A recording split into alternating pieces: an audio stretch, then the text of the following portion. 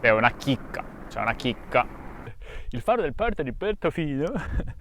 Il faro del porto di Porto. Bro.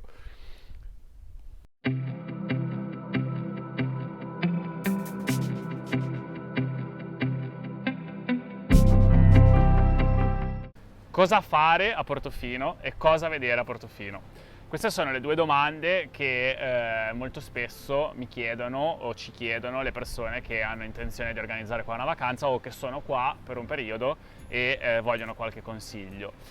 Mi chiamo Luca Tixi, sono presidente di Outdoor Portofino e in questo video voglio cercare di rispondere a queste domande dando i miei suggerimenti personali, cioè quello che farei io se avessi a disposizione 3 giorni di vacanza, 4 giorni, una settimana a Portofino.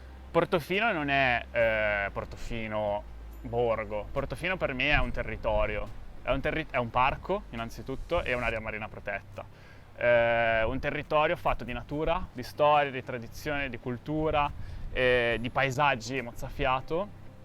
In questo territorio c'è Portofino, ma c'è anche Santa Margherita, Camogli e il promontorio che è forse, come dire, il fiore all'occhiello, quindi natura, sentieri, trekking, attività outdoor, mare, tantissimo mare e San Fruttuoso di Camogli, che è come dire, un borgo che è stato costruito nel Medioevo è raggiungibile solo dal mare, un borgo di pescatori. Per visitare questo territorio, a mio avviso, il modo migliore è utilizzare la bicicletta. La bicicletta ti permette di avere una libertà massima, innanzitutto. Purtroppo le strade in Liguria, lo sanno tutti, non sono larghe, non sono tante e i parcheggi non ci sono proprio quasi.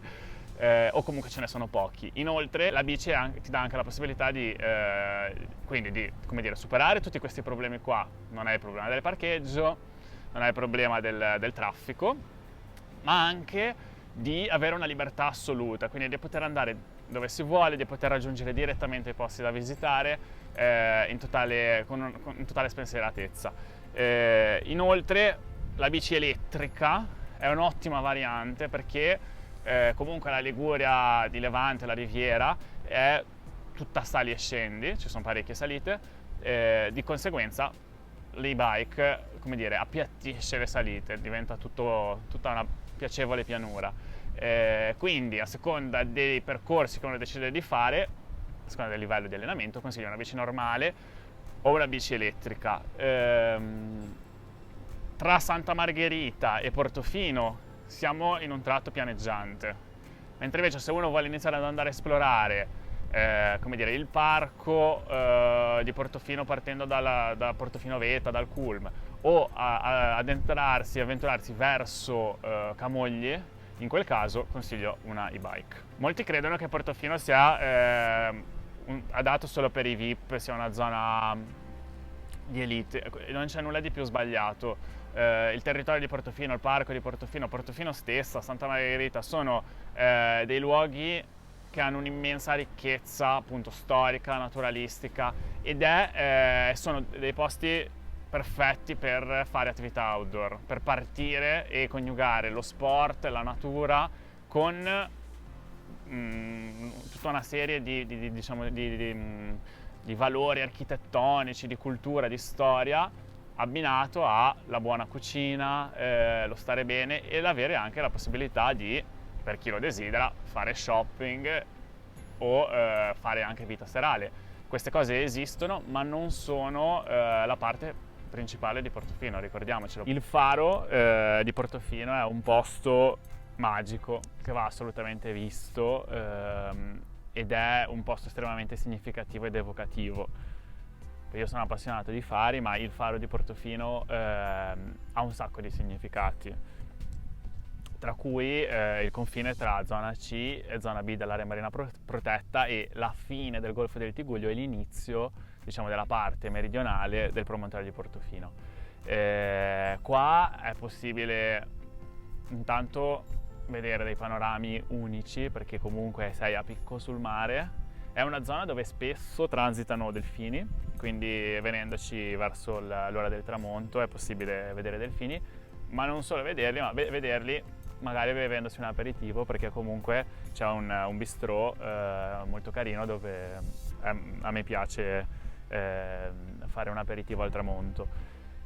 Il modo che preferisco per arrivarci è quello di prendere un kayak o un SUP partendo da Niasca o da Santa Margherita, arrivare all'Olivetta, la spiaggia dell'Olivetta, che è più o meno a metà tra Portofino e Punta Faro, e poi fare il piccolo trekking, la piccola passeggiata che c'è appunto tra l'Olivetta e il Faro. Molto panoramica la passeggiata, molto bello arrivare da questo sentiero e poi appunto godersi quando ti si apre questo immenso di blu, insomma ti si apre anche il cuore ed è pazzesco passare lì un'ora, un paio d'ore con questa vista incredibile con un bicchiere di vino in mano.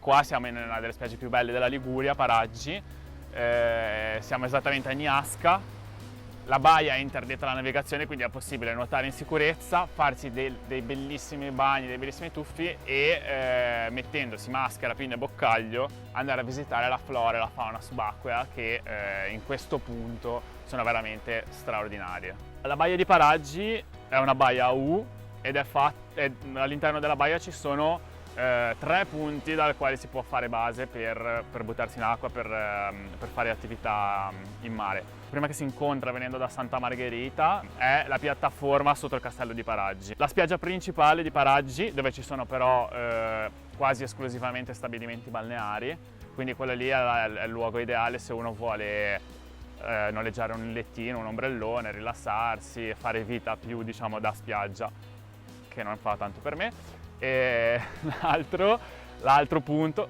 che ovviamente è il mio preferito, non a caso dove abbiamo la sede nautica, è Niasca, è una spiaggia libera e lì appunto abbiamo la sede, c'è la sede di Outdoor Portofino dalla quale si può partire per fare attività nautiche quale kayak, SUP, snorkeling ed è anche la spiaggia diciamo così dove è più facile facendo poca strada partire per fare dei percorsi di snorkeling molto interessanti. Una chicca un po' fuori dai percorsi turistici abituali e sicuramente che merita la pena una visita è San Sebastiano. San Sebastiano è un microscopico borgo sul monte di Portofino, sopra Portofino. Per arrivarci ci sono principalmente 2 possibilità, o in bici. C'è una creusa, ovvero le tipiche mulattiere liguri, che arriva direttamente lì passando dallo Splendido, dall'Hotel Splendido, quindi la strada che da Portofino va verso Santa Margherita ha una deviazione, a un certo punto Hotel Splendido, si sale su di lì e si arriva alla chiesa di San Sebastiano, da lì un paesaggio e una vista veramente suggestiva su Portofino, la possibilità di visitare questa chiesetta, il Rissò, diciamo, la tipica pavimentazione ligure e comunque immersi in un ambiente naturale, una pace assoluta. Un'altra possibilità è a piedi. Il parco di Portofino, la parte terrestre, quindi diciamo la rete sentieristica, è sicuramente un highlight di una vacanza sul monte di Portofino. Ne vale la pena provarne almeno un paio. Ci sono veramente tante possibilità, sentieri che a picco diciamo sul mare, sentieri che si immergono proprio nella macchia mediterranea o sentieri anche un pochino più particolari, come per esempio il sentiero della Valle dei Mulini che da Paraggi arriva al Mulino del Gassetta. Molto bella, un'attività che a me piace tantissimo fare, è quella che chiamiamo outdoor adventure, non un semplice trekking, ma percorrere l'itinerario che va da Santa Margherita, Nozzarego, Gave, Mulino del Gassetta, Valle dei Mulini, Paraggi, non solo camminando ma anche inserendo elementi di orienteering, quindi orientamento, di survival, riconoscimento piante. Il trekking mangereccio è sicuramente un'attività che mi piace molto fare. Sul monte di Portofino ci sono 2 punti di ristoro che sono raggiungibili solo a piedi: il Mulino del Gassetta che è un rifugio, un vecchio mulino che è stato ristrutturato dal parco, attualmente appunto punto di ristoro, che è situato sopra Paraggi, oppure l'agririfugio Molini, che è sopra San Fruttuoso. In alternativa, un'altra cosa sicuramente molto piacevole è fermarsi a Santa Margherita, a Portofino, a Camogli, in qualche focacceria o in qualche panificio, comprare del cibo tipico ligure, focaccia al formaggio, qualche torta salata e poi andarsela a gustare su un prato, vista mare, sul monte. Villa Durazzo merita sicuramente una visita, è un parco molto vicino al centro storico di Santa Margherita. Santa Margherita è il campo base ideale, il posto da dove si può partire per scoprire al meglio la zona. È un borgo antico con un bellissimo centro storico e è la soluzione migliore per fare poi andare a visitare poi le zone limitrofe. Per esempio, da Santa Margherita è possibile prendere il treno e andare alle Cinque Terre. Sconsiglio vivamente di andarci in macchina, ci sono dei treni molto comodi, ci si mette di meno e non si ha il problema del parcheggio. Poi alle Cinque Terre, per esempio, partendo da Monterosso, si possono fare delle bellissime escursioni in kayak o in SUP nell'area marina protetta, nel parco delle Cinque Terre, ma di questo ne parleremo in un altro video. Da Santa Margherita è possibile anche prendere il battello per andare a San Fruttuoso, anche se a me piace arrivarci in kayak, a piedi, facendo trekking oppure per esempio anche in SUP. Però per una visita, diciamo così, un pochettino più rapida è possibile prendere il battello che fa tappa a Portofino e poi andare a visitare San Fruttuoso, andare a fare snorkeling al Cristo degli Abissi, andare a visitare l'abbazia di San Fruttuoso. Proprio la cosa più bella in assoluto è arrivarci da il cosiddetto sentiero, diciamo, delle batterie, quindi partendo da Camogli, arrivando a San Rocco, passando, diciamo così, sopra Punta Chiappa, sentiero delle batterie, Passo del Bacio, si scende a Cala dell'Oro, si risale, si riscende a San Fruttuoso. È un sentiero molto impegnativo, sconsigliato a chi non ha l'attrezzatura idonea, a chi non ha la preparazione idonea, però è un sentiero veramente suggestivo e veramente bello. Vale la pena sicuramente una visita a Camogli. A Camogli ci si può arrivare partendo da Santa Margherita col treno, è una fermata, oppure che è la soluzione che io suggerisco, con una e-bike, con una bici elettrica, si può fare un bellissimo giro che appunto parte da Santa e arriva appunto a Camogli passando da Ruta.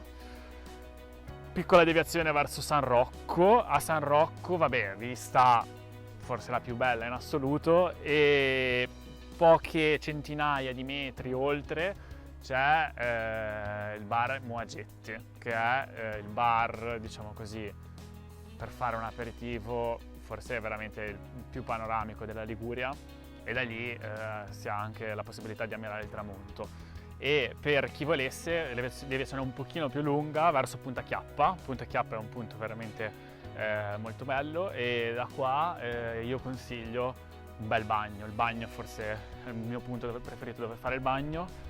Bagno, tuffi, Punta Chiappa è veramente stupendo, e poi si prosegue, quindi si rinforcano le bici, si prosegue verso Camogli, e a Camogli si parcheggia la bici appena fuori dal centro storico, e poi si entra a piedi dentro il centro storico pedonale. Camogli è